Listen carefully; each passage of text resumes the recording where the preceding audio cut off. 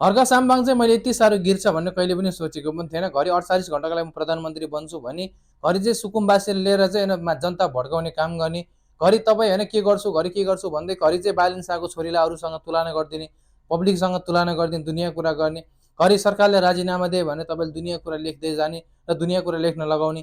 तपाईँ जस्तो सांसद गरिमा पदमा पुगेको मान्छेले यस्तो खालको कुरा गरेको सुहाउँछ।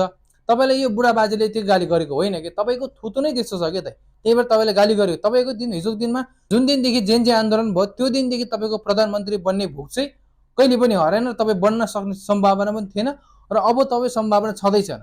तपाईँ एकदम राम्रो मान्छे जस्तो लाग्थ्यो मलाई होइन। तपाईँको अझ भोलिको स्ट्याचु देख्दाखेरि चाहिँ तपाईँ यति गिरेको मान्छे रहेछ कि, होइन यति खत्तम मान्छे रहेछ कि तपाईँलाई अब जनताले कसरी विश्वास गर्ने। मलाई त के लागिरहेछ भने यति त्यहाँको जनताले चाहिँ सुनसरीको जनताले तपाईँको स्ट्याचुहरू हेर्छ भने तपाईँलाई चाहिँ भनौँ त्यहाँको जनताले चाहिँ पछुतो लागिरहेको होला कि मैले हामीले चाहिँ कस्तो मान्छेले जिताएछ भनेर चाहिँ। It's not good Harka Sampang दाइ।